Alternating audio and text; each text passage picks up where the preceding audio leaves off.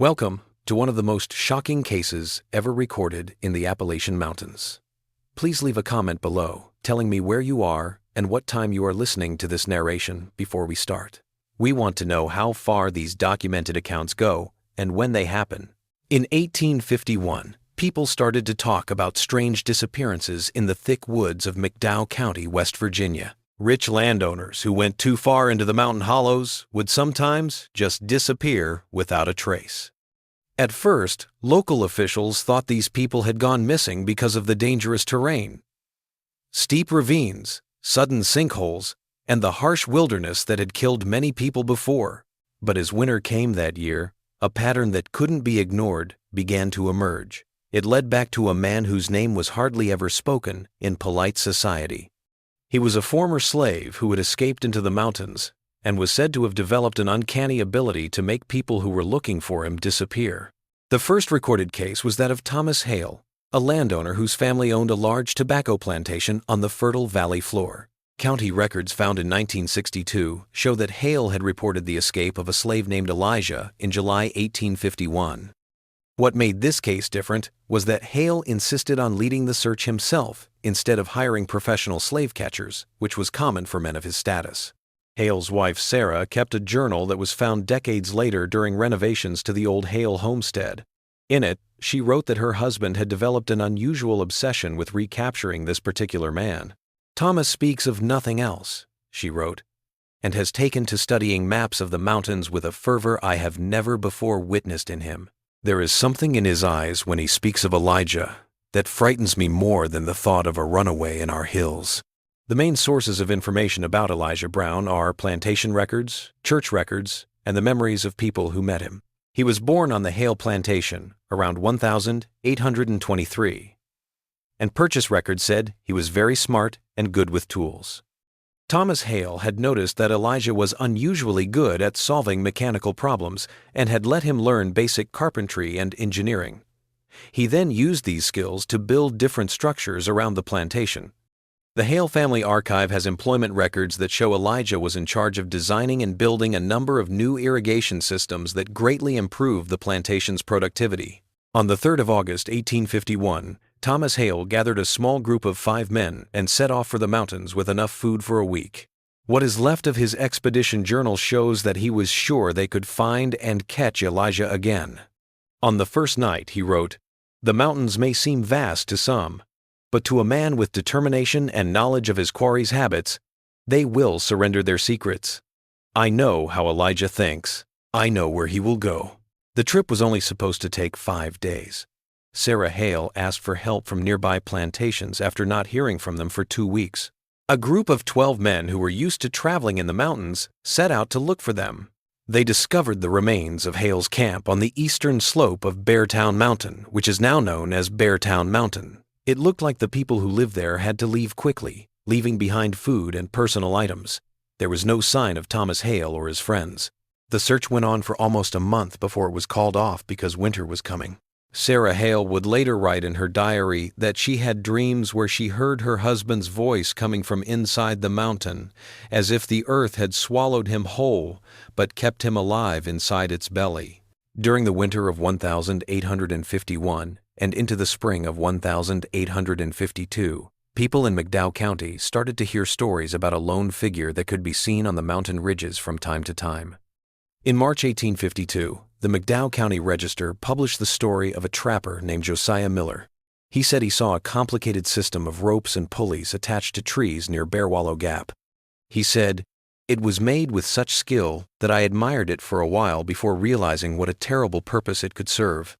By summer, the story of Elijah Brown had changed from a simple case of a runaway slave to something that kept the plantation owners in the area up at night.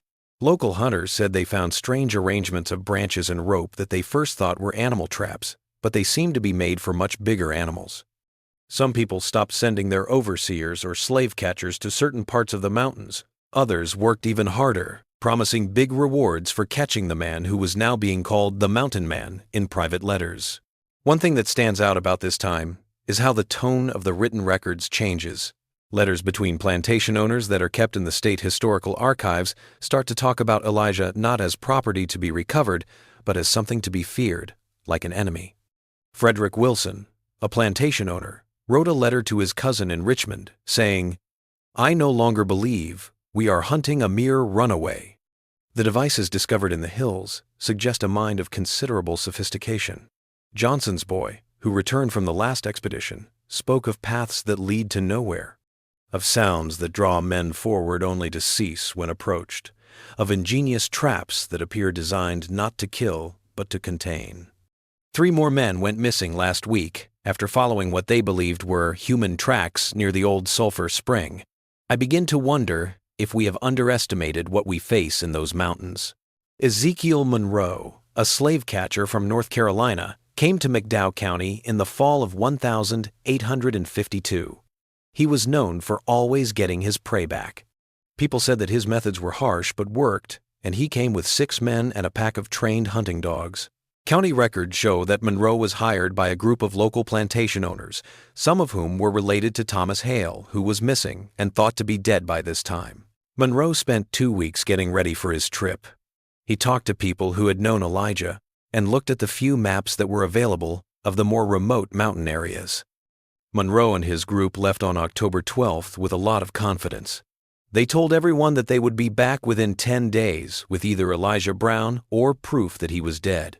Sarah Hale's diary entry from this time shows that the community had mixed feelings. There's a lot of talk about Monroe's expedition. Some people are hopeful, while others are doubtful. I'm not sure how I feel about it. Thomas has been gone for more than a year, and I've come to terms with his absence. This continued pursuit seems wrong, as if we're playing a game whose rules we don't understand against an opponent we've always underestimated. People started to worry after Monroe had been gone for 12 days without a word. A local hunting party offered to follow the slave catcher's trail, but they came back after less than a day and said that the forest was unusually quiet, with no signs of animals or natural sounds. One hunter said it was like walking into a painting of a forest instead of the forest itself. Monroe and all of his friends were officially declared missing by the end of October. More importantly, their disappearance put an end to organized efforts to catch Elijah Brown. People who were respectable stayed away from the mountain areas where they thought he lived. In 1853 and 1854, people kept talking about strange shapes made of rope, wood, and metal that were found in the deeper parts of the mountains. A surveyor for a mining company in Richmond wrote a report about what looked like a complicated network of linked machines covering several acres of forest. It was as though the whole landscape had been subtly changed to serve as parts of some grand machine whose purpose I could not discern. The surveyor asked to be moved to a different area soon after, saying he was worried about the safety of the area. The 1967 Archaeological Survey of the area in preparation for a highway project that is no longer going ahead is what makes the case of Elijah Brown so interesting. Researchers found the remains of what looked like a carefully built living space built into the side of a mountain in a remote hollow near the border between West Virginia and Virginia. Artifacts found at the site were carbon dated to show that people lived there between 1850 and 1870. The complex mechanical systems found all over the site and in the nearby forest, on the other hand, got a lot of attention right away. Dr. Margaret Donovan, the project's lead archaeologist, wrote a report that was later suppressed. In it, she said, "The engineering skill evident in these constructions far exceeds what one would expect from a person with limited formal education in the mid-19th century. We have identified what appear to be early alarm systems using counterweighted branches to signal movement, false trails designed to lead to dead ends or circular paths, and, most disturbingly, a series of concealed pits and enclosures that seem designed for temporary human containment rather than as lethal traps. Most remarkable is the interconnected nature of these mechanisms, suggesting they were components of a larger system rather than isolated traps. Some of the things that were found were pieces of a journal written on pieces of leather and tree bark. A lot of the writing was hard to read because of damage from the environment, but some parts were still clear. One of these fragments, which is now in the West Virginia State Museum's restricted collection, says, "They don't understand that the mountain itself can be made to serve as both fortress and weapon." Master Hale taught me well the principles of mechanical advantage, never imagining I would apply these lessons to secure my freedom, Each man who comes seeking me now serves as both experiment and refinement. I observe their patterns, their tendencies, their weaknesses. Each failure on their part improves my understanding. A small bound book found in what looked like the main living area of the site may have been the most terrifying thing found. The book had a lot of information about how people act when they are lost and alone. Entries detailed individuals' responses to specific stimuli, their endurance under certain conditions until their resolve weakened, and strategies for exploiting psychological vulnerabilities. Dr. Donovan's notes say that the book seemed to be a systematic study of how to break a person's will without using physical violence. This is something that Elijah Brown would have learned firsthand during his years of slavery. The disappearances had mostly stopped by 1855, mostly because it was very rare for people to go into certain parts of the mountains. Local legends set limits on where people could go. Some maps from this time had areas that were only vaguely defined and were marked with phrases like unfavorable terrain or not suitable for settlement. In 1858, a school teacher's journal talked about how local kids thought that the mountain man watches from the trees, taking those who hunt what is not theirs to hunt. No one knows what happened to Elijah Brown in the end. There is no record of his death, and there is no proof that he ever left the Appalachian region. The last believable story about someone who might have been Elijah comes from a church registry in a small town on the Virginia side of the mountains. In 1871, a pastor wrote about meeting an old black man who had come down from the high country with tools that were very well made. He didn't say much, but he knew a lot about the forest and how it worked. When I asked him his name, he smiled in a way that was both kind and a little creepy, and said that names were things given by masters, and he had left his behind on the mountain. The archaeological site that was found in 1967 was carefully recorded before being buried again at the request of state officials who were worried about treasure hunters and vandalism. Dr. Donovan's full findings were filed away with limited access, supposedly to protect the site. However, rumors in academic circles said that the restrictions had more to do with the disturbing implications of what was found. In a private letter to a colleague that was found after her death in 1983, Donovan wrote, "What we found was not just the refuge of an escaped slave, but evidence of an extraordinary mind that developed a systematic approach to psychological warfare a century before such ideas were formally recognized. The traps were never primarily physical. They were elaborate mechanisms designed to isolate, disorient, and ultimately break the will of those who entered his domain." The truly haunting aspect is how precisely he seems to have understood the minds of his pursuers, turning their own expectations and fears against them. Sarah Hale sold the plantation in 1859 and moved to Philadelphia, where she lived with family until she died in 1876. Her last diary entry about her husband says, "Today I finally accepted the papers that said Thomas was legally dead. 8 years seems like enough time, even for a man as determined as he was. I sometimes wonder if he found what he was looking for in those mountains, or if what he was looking for found him instead. There are nights when I still dream of him, not calling out like before, but sitting quietly in a dark place, as if he is waiting for something only he can see." Local histories written in the early 1900s mention strange arrangements of branches, rope, and metal found in the more remote hollows. Most of these were thought to be caused by the region's unique geological formations or by the creative interpretations of isolated mountain communities. In 1958, while surveying timber in the area, workers found a number of strange structures built into the landscape. One worker described one of these structures as a kind of wooden machinery that seemed to grow from the trees themselves. Company records show that work in the area was stopped soon after because the ground was too dangerous, but workers' personal accounts suggest that the decision was made because the crew was becoming increasingly uneasy. A letter from one worker to his family, which is kept in a local historical collection, talks about how he felt watched from every direction and heard sounds like wooden gears turning inside the mountain itself. The Elijah Brown case is interesting not only because of the number of people who went missing between 17 and 23 people over 4 years, but also because of how these disappearances affected the people who lived nearby. At this point, the story of Elijah Brown and the disappearances had mostly faded from people's minds. It was mostly kept alive in family histories and local legends. In the past, threats were often seen as supernatural or animalistic. However, the fear that grew around the Appalachian disappearances was clearly based on human creativity. People today seem to be more aware that they weren't dealing with a wild animal or an angry ghost, but with a person who had learned how to use the land as a weapon. Dr. Samuel Pierce, who was the doctor for several well-known families in the area at the time, wrote in his journal about what he called a contagion of dread that spread through the community. He wrote in February 1854, "It is not the fear of death that disturbs them most, but the uncertainty of what happened to those who disappeared. Many people have told me in private that they would rather have confirmation of their loved ones' deaths than this never-ending uncertainty.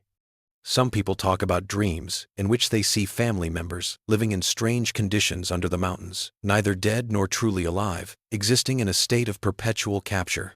Archaeological evidence suggests that Elijah Brown probably lived in the mountains for at least 20 years after he escaped, coming up with more and more clever ways to keep himself safe and free. The systems found in 1967 show that he eventually built a network of surveillance and defensive measures that covered several square miles of mountain territory. This created what modern military analysts might call a denied area, a space where he had complete tactical advantage over anyone who entered. One of the few members of Monroe's party who was eventually found filed a report that best shows the psychological side of Elijah's methods. County records only show the man's name as Richardson. He was found wandering near a small settlement 30 miles from where the expedition first entered the mountains. The local doctor who treated Richardson said that he was very dehydrated and showing signs of extreme mental distress. When he was clear-headed, he said that sounds and signs that seemed to promise success in their hunt led him in circles for days. He is said to have told the doctor, "We were being studied. Every trap we avoided led us to another one we didn't see until it was too late. He could have killed us at any time, but he didn't. He wanted to separate us, to make us feel what he felt, to make us understand what it means to be hunted." Richardson passed away 3 days later, having never given a clear account of what happened to the rest of the expedition. The doctor who was there wrote down his last words. "He built something up there that's more than traps. He built a place where the hunter becomes the hunted, where the mountain itself remembers what was done and turns it back upon the doer." As the years went by and people forgot about the disappearances, the story of Elijah Brown changed in local folklore. By the early 1900s, he had become a kind of ambiguous legend. He was neither a hero nor a villain, but a symbol of how the mountains fought back against people who thought they could do whatever they wanted. Stories told to kids told them not to go too far into certain hollows, not because a monster was hiding there, but because those places remember how to trap the unwary. What started as a story about a man escaping slavery turned into a bigger metaphorical warning about what happens when you go after people outside of civilization's protections. The last known link to the real Elijah Brown was in 1969. When a descendant of Thomas Hale found a sealed envelope in a pile of papers that Sarah Hale had passed down to them. There was a rough map drawn on animal skin inside that showed what looked like exact places in the mountains where people had gone missing. There were small symbols at different points that looked like the mechanical systems found at the archaeological site. There were words along the edge of the map that said, "Not all who wander these paths are truly lost. Some are exactly where they have chosen to be." The handwriting did not match samples of Thomas Hale's writing that were kept in other documents. It is said that the Hale descendant gave the map to the police, who looked into it for a short time but didn't find anything conclusive. In 1972, the map itself was lost when the office moved. Its brief appearance and disappearance added a final layer of ambiguity to a case already shrouded in uncertainty. This was a fitting end to a story full of questions that echo but never resolve, seekers who never return, and a landscape that seems to hold secrets just out of reach of full understanding. Even though some parts of the Appalachian Mountains in McDowell County are very beautiful and could bring in a lot of money, they are still surprisingly undeveloped. People who live in the area sometimes say they find strange arrangements of weathered wood and rusted metal deep in the woods. Most people think these are the remains of old mining operations or the natural processes of forest growth around human-made objects. But there is still a certain reluctance in local culture to go too far into certain hollows or stray from established paths. This is a subtle legacy from a time when the mountains were not just a place to walk through, but a place where human ingenuity had learned to turn the hunter's own nature against him. What makes the case of Elijah Brown and his pursuers so disturbing is not what we know, but what we will never know.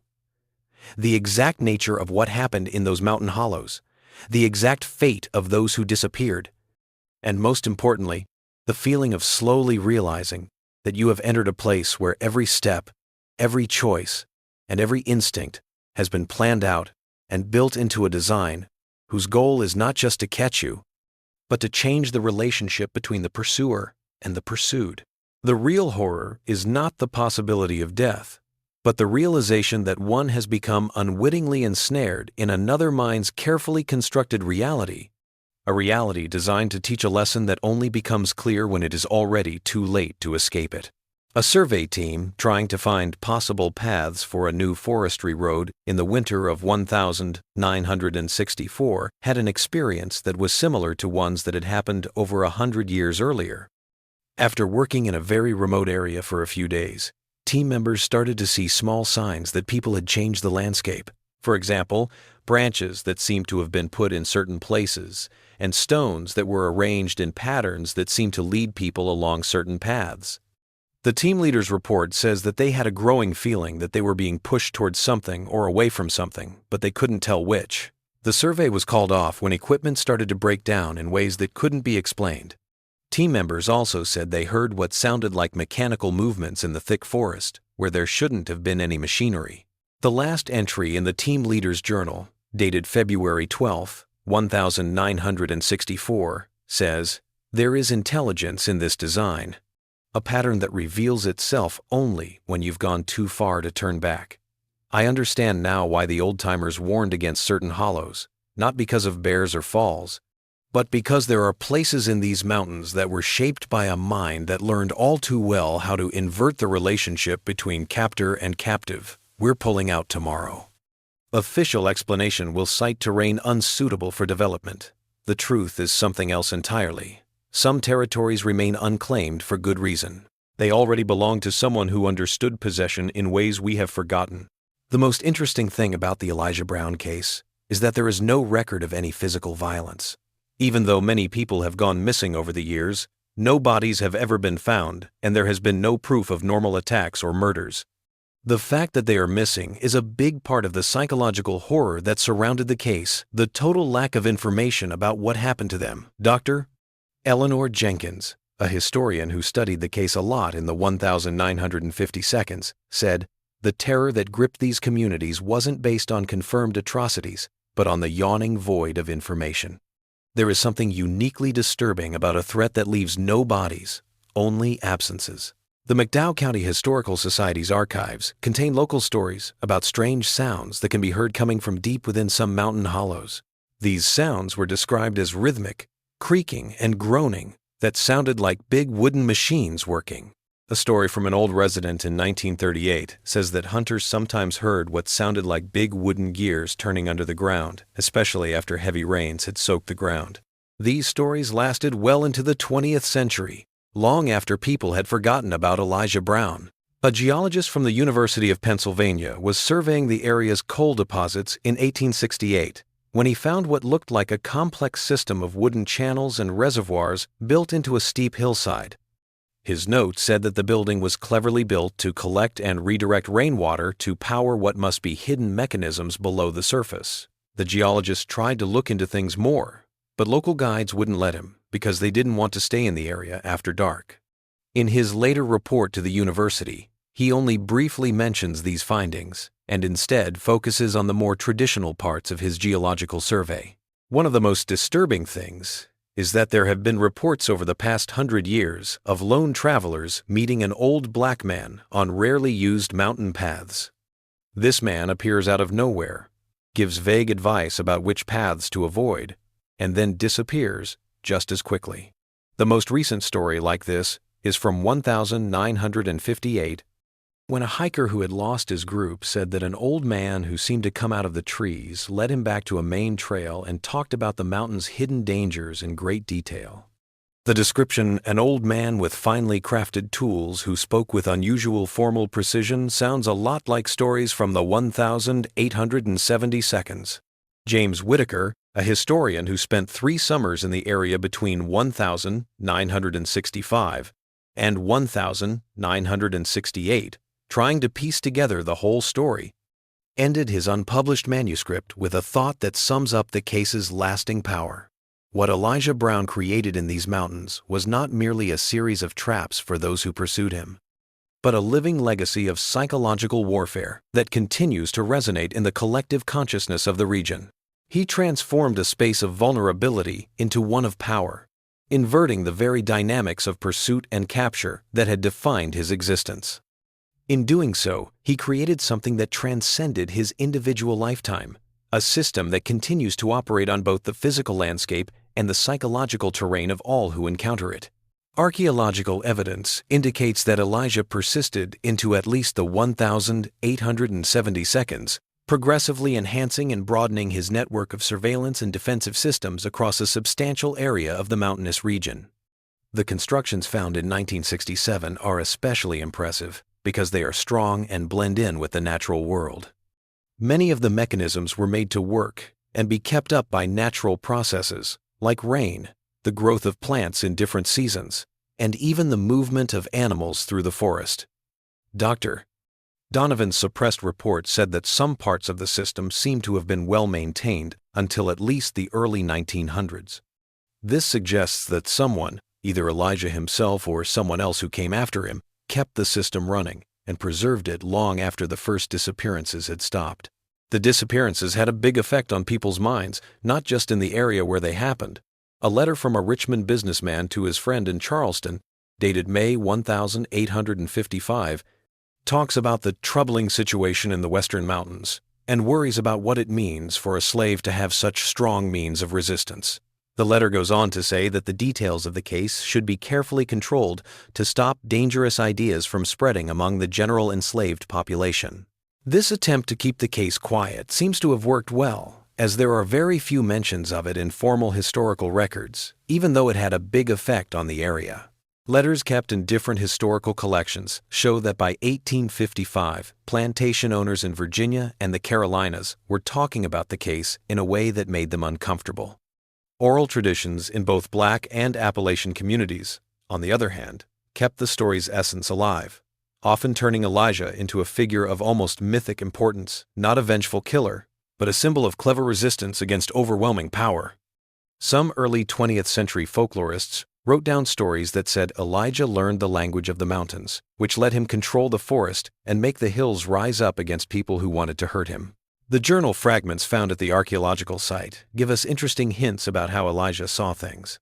One partially preserved passage reads, "The master's greatest error was in teaching me to understand mechanisms while believing I could not understand freedom. Each pulley and lever I constructed for his convenience taught me the principles I now apply to my defense. The irony does not escape me." Another fragment, dated approximately 1857, based on contextual references, states, "Today I observed the party from the Eastern Valley triggering the false trail sequence. Their confusion, when the path disappeared before their eyes, confirmed the effectiveness of the design. They turned back rather than proceeding to the containment area, which suggests further refinements are needed in the transitional section." These writings show not only technical skill but also a deep understanding of psychology. Elijah seems to have a deep understanding of how fear works in the human mind, especially the fear of the unknown and unseen. His systems were not only meant to keep intruders out or in, but also to make people feel lost and confused, just like he did when he was a slave. He used these feelings against the people who had enslaved him. Dr. Whittaker's research in the 1960 seconds found many stories from the descendants of enslaved people who had known Elijah on the Hale plantation. People who told these stories about him said he was a man of few words, but a lot of observation. He watched everything and remembered everything. One story says that Elijah had to design and build different types of restraints used on the plantation This would have given him a deep understanding of how confinement affects the human mind, which he later used in his mountain domain. The last confirmed historical mention of someone who might have been Elijah comes from a church record from 1880. A pastor in a small Virginia town wrote that he had buried an old black man who lived alone in the mountains for many years and was known to the mountain people as a very skilled craftsman. The pastor wrote that not many people came to the service, but that there was an unusual sense of respect among those who would not normally care about the death of a man of his race. The grave was not marked, and its exact location is now lost. Dr. Whitaker talked to an old man from McDowell County in 1969, not long after the archaeological discoveries and not long before his own death. The man said that his grandfather had met Elijah in the mountains around 1875. This story says that the grandfather, who was then a young man hunting in a remote area, got lost and was afraid he wouldn't be able to find his way back before nightfall. He said that an old black man came up to him out of nowhere and led him to a place where he could get his bearings again. The guide is said to have told the young hunter, "Remember that these mountains have learned who belongs here and who does not. They have become very good at making distinctions." The old man ended his story by saying that his grandfather had never hunted in that area again, even though he used to like it. Elijah Brown and his mountain domain story is a one-of-a-kind mix of historical trauma, human creativity, and psychological warfare. This historical horror story is different from others because it doesn't use supernatural elements or graphic violence. Instead, the fear comes from a subtle shift in power dynamics and a deep sense of uncertainty about what happened to the people who went missing. It talks about a kind of resistance that doesn't involve direct confrontation, but instead uses the environment and perception in a strategic way to turn the landscape into both a witness and a weapon. For modern visitors to some of the Appalachian Mountains' more remote areas, there is still a subtle but strong feeling of being watched and moving through a landscape that holds memories that people can't understand. Hikers sometimes say they come across old wooden buildings that don't seem to have any purpose, or paths that look well-defined but don't go anywhere. Local guides still tell people not to stray too far from well-known trails in certain hollows, especially as night falls. Most people say these warnings are based on practical concerns about rough terrain and the risks of getting lost, but there is also a deeper sense of unease that runs through them. It's a memory of a time when the mountains seemed to work with one man against those who were looking for him. In 1968, a forest ranger who was patrolling an area of what is now part of the Monongahela National Forest that didn't get many visitors found a small clearing with what looked like the remains of wooden machinery. The gears, pulleys, and counterweights were made from local hardwood and had been worn smooth by years of use. His report said that the mechanism looked like it was meant to go off when something disturbed the forest around it, which could have warned someone that there were intruders nearby. The ranger said that even though the buildings looked old, some parts showed signs of being worked on more recently. Regional authorities turned down his request for a more thorough investigation, saying they didn't have the money or time to do it right now. He says that he felt like he was trespassing on land that was public, but still felt very much like it was his own. He was even more worried when he noticed that while he was looking at the mechanisms, he could see small movements in the forest around him that seemed to be evaluating my presence, determining whether I represented a threat. The journal entry ends with, "I have spent 30 years in these mountains and thought I knew them well." The ranger's personal journal, which he gave to the State Historical Society after he died in 1989, has a longer account of the discovery. "Today, I learned that I have only been allowed to know what something older and wiser has let me know." The best epitaph for Elijah Brown might be the parts of his own journal. In a passage from around 1860, he wrote, "They came to these mountains believing they were hunters pursuing prey. I have constructed a reality in which that certainty is systematically dismantled. Each mechanism, each false trail, each moment of disorientation serves not merely to protect me, but to educate them in the nature of captivity. Some begin to understand in those moments when they realize they have been moving not of their own volition, but according to a design they cannot perceive. It is in that moment of understanding that they experience what I experienced for 27 years. The knowledge that one's movements, choices, and destiny are controlled by another's will. Even though the economy has changed a lot in the surrounding area, some parts of McDowell County are still surprisingly undeveloped. People who live in these areas talk about them with a mix of pride and worry. These areas have resisted modern development because of their rough terrain and what one elderly resident called a certain unwillingness to be claimed in a 1992 oral history project. Development projects in these areas have a strange history of running into problems that weren't expected, like equipment breaking down, surveying errors, and workers feeling lost or like they were being watched. In 2001, a group from West Virginia University tried to do a full archaeological survey of one of these areas. They used modern technology to map subsurface anomalies that could be signs of past human activity. Their tools picked up what looked like a large network of underground buildings and tunnels that covered several acres. But when they started digging at the best site, they only found natural geological formations. Some team members said that the formations looked like they had been arranged on purpose, as if natural processes had been subtly guided over time. The project's lead archaeologist, in a presentation to colleagues that was notably absent from official publications, described the experience as encountering a landscape that actively resists investigation, that seems to shift between revealing and concealing, according to some logic we could not discern. After 3 weeks, the survey was stopped, supposedly because of lack of funds. However, internal communications show that team members were becoming more and more uneasy about what one person called the palpable sense of intrusion. We felt not as though we were unwelcome visitors, but as though we were unwitting participants in an experiment whose parameters we did not understand. For scholars examining the nexus of landscape, memory, and power, the case of Elijah Brown epitomizes a significant historical phenomenon, an exceptional instance where an individual altered not only their personal situation but also the fundamental characteristics of a territorial space, completely reversing entrenched power dynamics with repercussions that endure over a century and a half later. It implies that landscapes can serve as repositories not only of events but also of intentions, with participants in human dramas whose roles transcend mere passive settings.